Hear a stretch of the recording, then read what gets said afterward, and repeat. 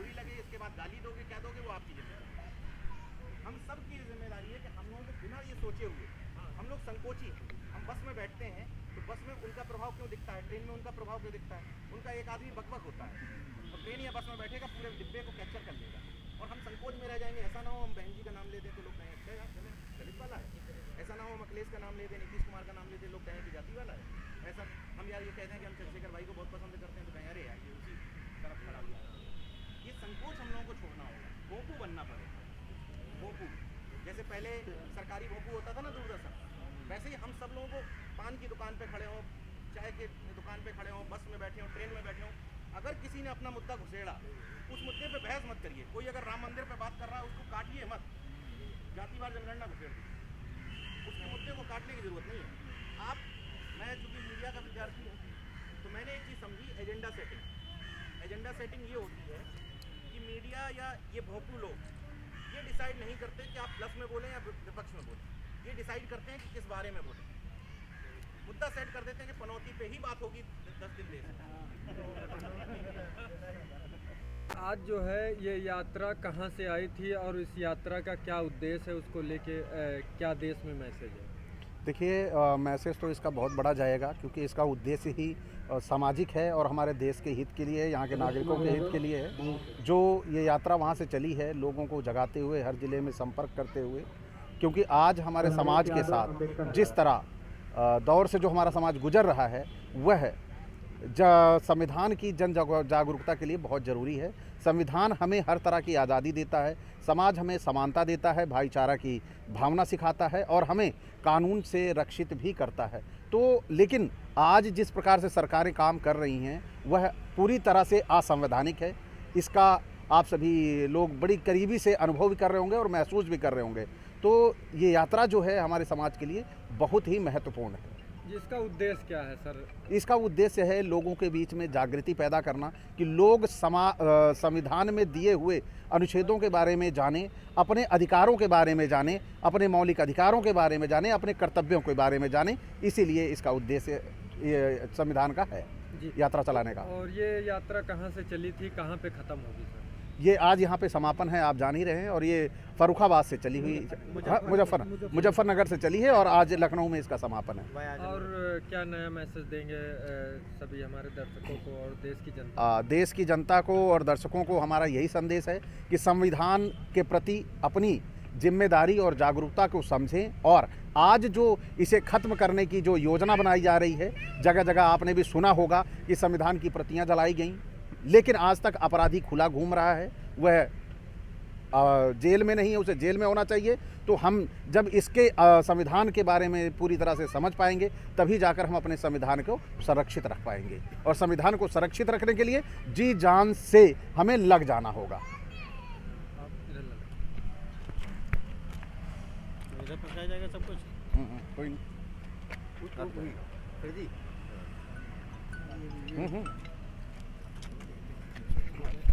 मंत्री 5 मिनट का समय दे दो उसको। किया हूँ, बिजी जा रहा है करके बताना। नीचे करो थोड़ा नीचे। और इधर हाँ भैया ना रहे, हम लोग आप ही को देख रहे थे। सर आप अपना परिचय देते हुए बताइए। जो मैं शिव कुमार यादव, राष्ट्रीय अध्यक्ष यादव सेना व अखंड भारत मिशन। थोड़ा जोर से बोलिए सर। और आज जो है ये यात्रा यहाँ पर समापन हुई, उसका उद्देश्य क्या रहा है? देखिए, जब से ये सरकार आई है, मनवादी सरकार आई है, चाहे मोदी बैठे हों केंद्र में या योगी यहाँ बैठ गए हों, दोनों रिपीट हो चुके हैं। एक तिबारा की तैयारी करने के मूड में हैं। और जब से ये सरकार आई है तभी से, क्योंकि ये आरएसएस से पोषित सरकार है, आरएसएस से चलने वाली सरकार है, जिनको चलाने वाले ये कहते हैं कि जब हम पूरी ताकत से सत्ता में होंगे तो संविधान बदल देंगे।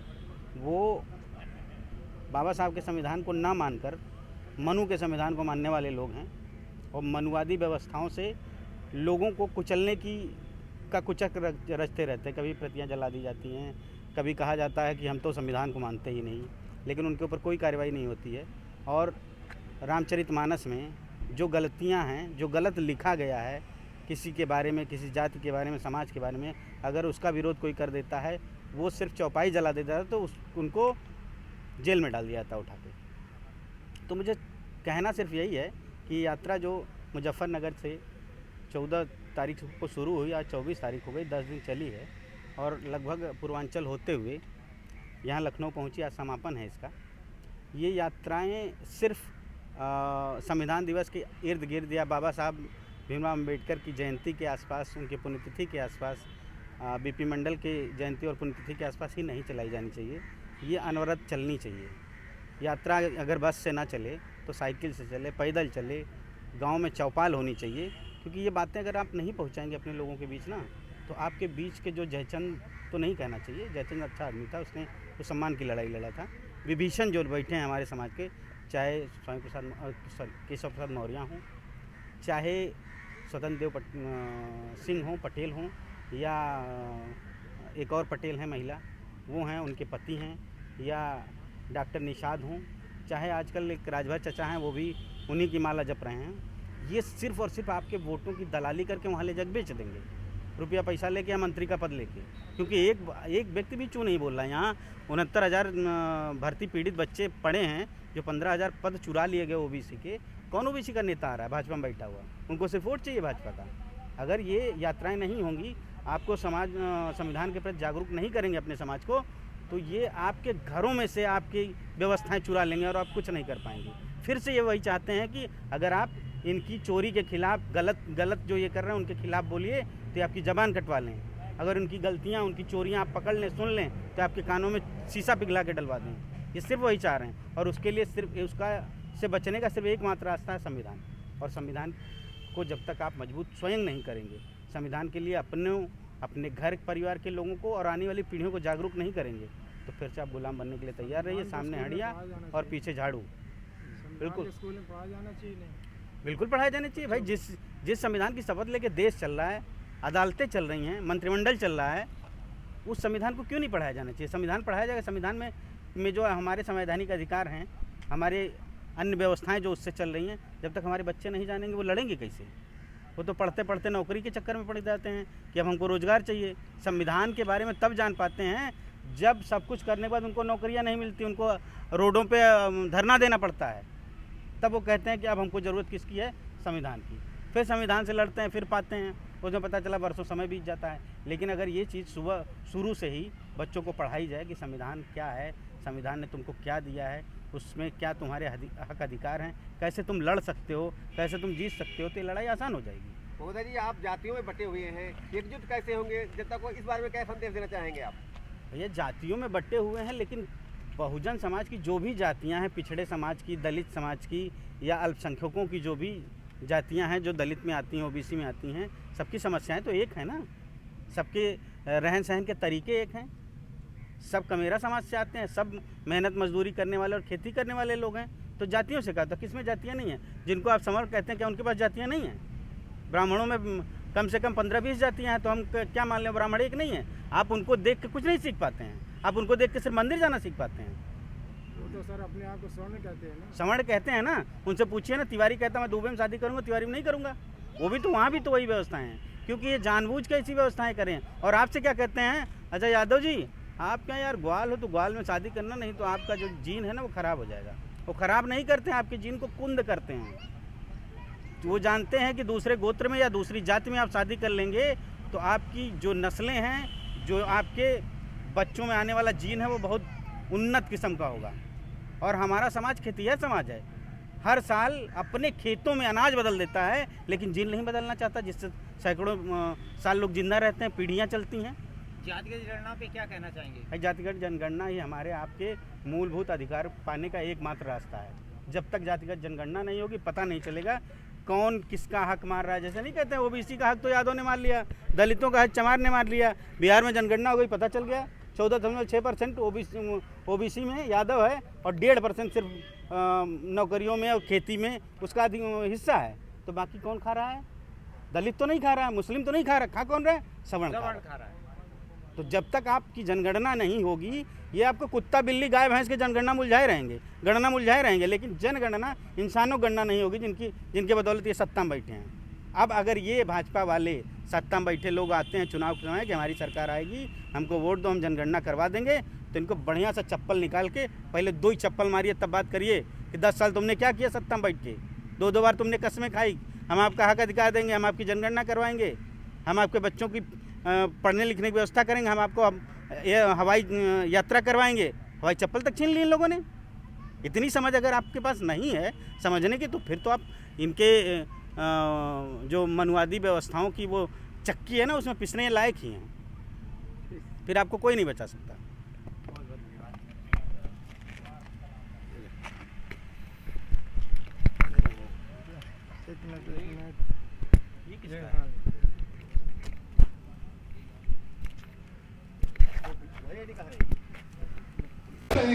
यह बड़े ही चिंतनीय विषय है, क्योंकि यहाँ पर दिन तो अच्छा गुजर जाता है, लेकिन शाम को जिस कदर यहाँ पर मच्छर काटते हैं, अगर हमारे इन युवाओं को कोई बीमारी हो गई तो इसका जिम्मेदार कौन होगा? क्या ये योगी लाके उन बच्चों को वापस देगा? नहीं दे पाएगा, क्योंकि वो जिसके हमारे पूर्वांचल में कहावत कही गई है, आगे नाच ना पीछे पधा, ओकरे आगे नाचे गधा। तो हमारा ये जो मुख्यमंत्री है, इसको किसी के बच्चे के पीड़ा से क्या मतलब है? इसे समाज से क्या मतलब है? अभी हाल ही में हमारे कई साथियों ने, यहाँ पे युवा साथी आए, उन्होंने बताया कि यहाँ पर राम राज्य चल रहा है। तो वास्तव में राम राज्य है ये? कैसे है राम राज्य? आज यहाँ पर जरूरत है जो हमारे यहाँ युवा बैठे हुए हैं उन्हें जाके स्कूलों में शिक्षा देने की, लेकिन वो बैठे हुए हैं अपने अधिकारों की लड़ाई के लिए। यही राम राज्य है, क्योंकि रामचरितमानस में भी बड़ा विवाद हुआ था ताड़ना शब्द पे, और इस ताड़ना शब्द पे अगर हम उठा के जाए तो मनुस्मृति से लेकर आज तक ताड़ना शब्द शिक्षा से कहीं नहीं जुड़ा। ताड़ना शब्द जुड़ा है प्रताड़ना से, और इसका प्रमाण आज हमारे ये युवा साथी हैं। और दूसरा, इसका ताड़ना का सबसे बड़ा प्रताड़ना से जोड़ना चाहूंगा मैं कि पीछे जितने भी आज मनवादियों की सरकारों द्वारा स्कूल खुले हैं या उनके प्राइवेट लोगों के द्वारा स्कूल खोले गए हैं, इन ब्राह्मणवादी लोगों के द्वारा, मनवादी लोगों के द्वारा जो स्कूल खोले गए हैं, उन स्कूलों में आज तक पिछड़े और एससी के बच्चों को निःशुल्क शिक्षा देने का प्रावधान नहीं है। और जब नहीं है तो ताड़ना का मतलब शिक्षा कहां से होता है? और अभी बात चल रही थी हमारे यहाँ पे मंच पे, सभी साथियों ने भी कहा कॉलेजियम की भी बात होनी चाहिए। तो कॉलेजियम की बात बिल्कुल, इस पर हम लोगों को एकजुट होकर सबसे बड़ा प्रहार कॉलेजियम पे करना चाहिए, क्योंकि हमें आज जो न्याय मिलने में देरी हो रही है, यह काम यहाँ पर बैठे हुए युवाओं का सुप्रीम कोर्ट को स्वतः संज्ञान लेना चाहिए कि यहाँ पर युवा बैठा हुआ तकलीफ सह रहा है और उसे न्याय मिलना चाहिए, लेकिन वो आंखें बंद किए हुए हैं। इसका कारण कॉलेजियम ही है। अगर हमारे बीच आप हमारे जैसा, हमारे ओबीसी एससी भाई कोई वहां पर बैठा होता तो उसे ये पीड़ा का एहसास होता और वो तुरंत इस पर निर्णय लेता कि उनके साथ अन्याय हो रहा है, तुरंत उन्हें न्याय दिया जाए। तो साथियों, आज हम पूरी तरह से मनवादी व्यवस्था का शिकार हो चुके हैं। और यह मनवादी व्यवस्था क्या है कि जैसे हम इन बाबाओं को, जिनके आगे पीछे कोई नहीं है और जिनके भी किसी के आगे पीछे कोई नहीं है, वह परिवार की पीड़ा नहीं जानता, और जो परिवार की पीड़ा नहीं जानता वह समाज क्या चलाएगा, समाज को क्या देखेगा। ये लोग आश्रम के लायक हैं, ये समाज में रहने लायक नहीं है। तो हमें एकजुट होकर अपने इस संविधान को समझना होगा, अपने इस संविधान को जानना होगा, क्योंकि हमारे समाज के ज्यादातर लोग इस भ्रम में जी रहे हैं कि भगवान आएगा, अवतार लेगा और हमारा उद्धार करेगा। लेकिन मैं ये कहना चाहूंगा, हमारा भगवान कौन है? हमारा भगवान हमारा खाना है और हमारी सांसें संविधान है। और जब तक हम संविधान को नहीं संभालेंगे, नहीं लोगों तक जान जागरूकता पहुंचाएंगे, तब तक हम सांस लेने लायक नहीं रहेंगे। जैसे आज यहाँ पे बैठा कर हम अपनी सांसें ही तो गिन रहे हैं। क्या हमने 15 साल पढ़ाई इसलिए की थी कि हम चल के बैठ के इसके बाद धरना प्रदर्शन करेंगे? इसी तरह हमारे ये सामने वाले प्रांगण में ही कार्यक्रम हुआ था यादव महापंचायत, हत्या हुई थी प्रेम यादव की और उसी का घर गिराने जा रही थी सरकार। तो आप सभी समझ जाइए, गद्दार लोग सत्ता में बैठे हुए हैं, इन गद्दारों की हमें पहचान करनी होगी और हमें एकजुट होकर ब्राह्मणवाद के खिलाफ जंग छेड़ना होगा। और जब तक हम ब्राह्मणवाद पे प्रहार नहीं करेंगे तब तक चैन से नहीं बैठ सकता ओबीसी एससी, और इन्हें चैन से बैठने के लिए ब्राह्मणवाद को नेस्तनाबूद करना पड़ेगा। तो साथियों, मैं ज्यादा समय नहीं लूंगा क्योंकि और भी लोग होंगे बोलने के लिए। इसी के साथ आप सभी से विदा। नमो बुद्धाय, जय भीम, जय मंगल जी।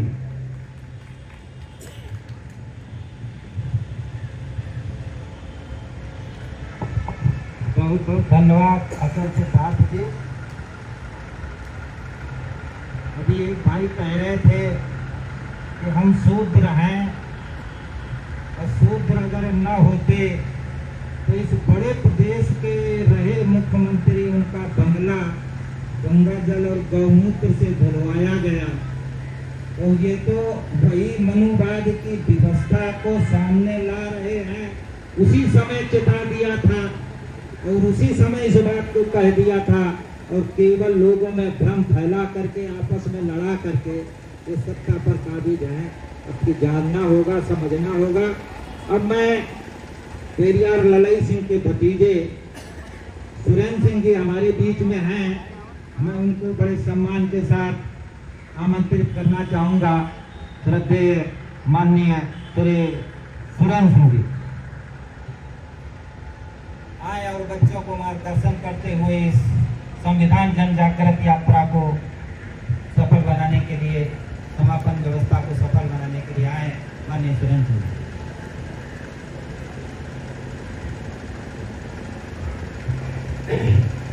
मंच पर बैठे श्री बलराम सिंह, जो कि ये बहुजन एकता सामाजिक संगठन के अध्यक्ष हैं, और मंच पर बैठे श्री तुलसीदास जी और उनके साथ जो आए हुए सभी, एवं मंच पर उपस्थित श्री केपी सिंह जी, श्री औसान सिंह जी एवं कुलदीप जी, तैयार कुलदीप जी, मैं सभी लोगों का मैं सहृदय जो है सम्मान करता हूँ। इसके बाद हमारे सम्मुख बैठे जो छात्र हैं, बच्चे हैं, अन्य लोग बैठे हैं, मैं उनका भी हृदय से जो है सम्मान और आदर से सम्मान करता हूँ। साथियों, इस वक्त जो है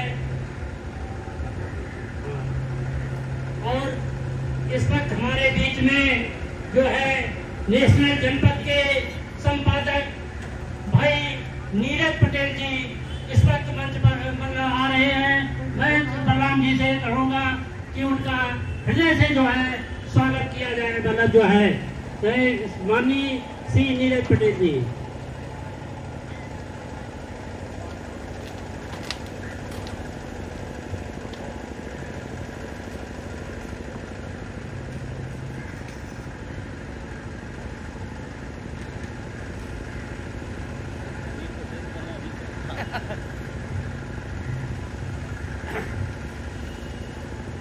तो मैं भाई नीरज जी का भी जो है इस मंच से बहुत बहुत हार्दिक अभिनंदन एवं वंदन करते हूँ।